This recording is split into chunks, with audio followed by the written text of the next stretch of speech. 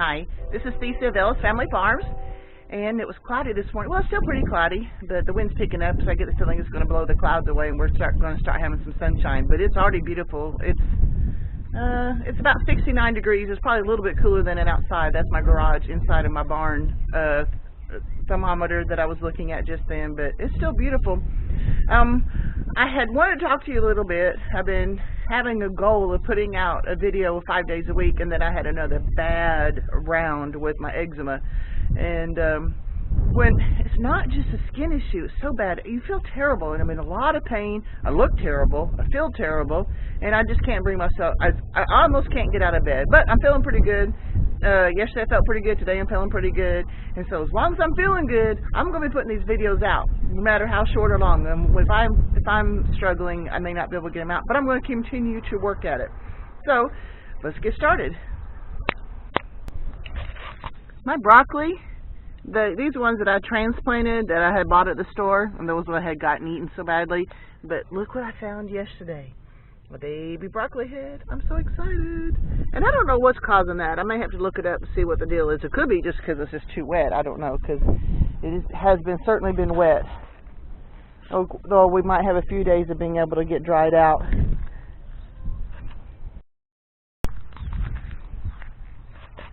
I got 3 blackberries transplanted the other day. There's one of them there, and there's another one here. Now this one, it's green, but unfortunately the green part is under the ground right now, so I don't know if that's going to survive or not.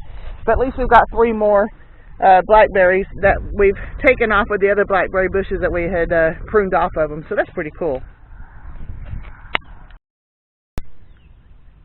This poor little strawberry plant has been there. I think this is like its 3rd year in the ground, and it just barely survived them, but apparently it's doing better than I thought it was, because it looks like it has duplicated a little bit. That's cool. I'm glad for that, because it really has had trouble. Ooh, look at all these asparagus I need to get cut today. Yeah, I hope you can see them. Yep, got several of them there. What I wanted to show you before I do that is yesterday I also came out here and cleared out this bed quite a bit, and I need to replant it, and it looks like I need to definitely get some more topsoil on it. We get this clumpy, I think it's crabgrass. Oh, it just takes over everything. By the time I get the clumps of crabgrass out, I don't have much soil left. So I need to get some topsoil in here. But I've got one asparagus crown that has survived this. So apparently I need to work on this bed some more, get some, and plant some more asparagus crowns so I can have a full bed here. But yep, I think I'm going to start trimming up some asparagus and putting them up. Alright, this is the last of the top of the winter onions, and I've got a whole nother little pint jar of them out in the barn that I've already filled up. So I've got 2 full green onion jars of dehydrated green onions, and we've already used some of them, so we actually have more than that, but not a whole lot more. But isn't that nice? That was free food that I just dehydrated, and we can use it for months to come. Alright, these are some, I think it's pronounced Kennebec potatoes, and they're supposed to be good for my area of the world, I don't know. And it looks like it's time for me, I'm going to try to cut them up and get them where they're healed over, and get them ready for planting here in the next few days. So that's what I'm going to do now. Well, yeah.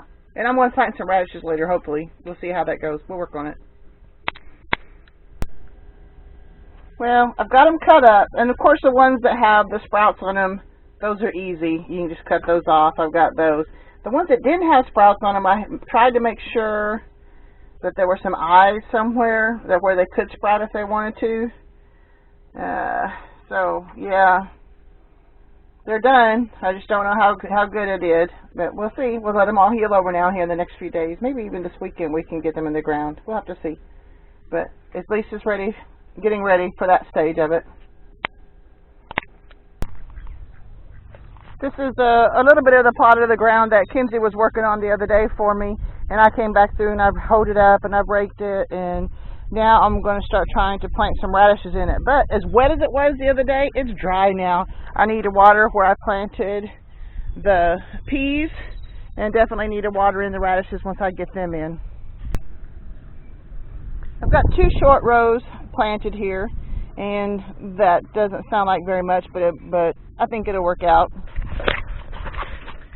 This is one of the things I like to do succession planting on, because we don't eat a lot of radishes, but we do eat a few. In fact, I didn't eat radishes at all until I found out that you could saute them. And if you've never had sauteed radishes, and if you don't like the bite of a regular, of a raw radish, you saute it in butter with a little salt.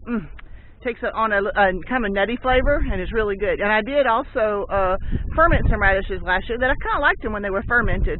So this is, like I said, this is something that I'm going to do just a few at a time every once in a while, and have a nice dish, and I'm kind of looking forward to it. Of course, they say these are one things that will grow quickly, and I'm ready.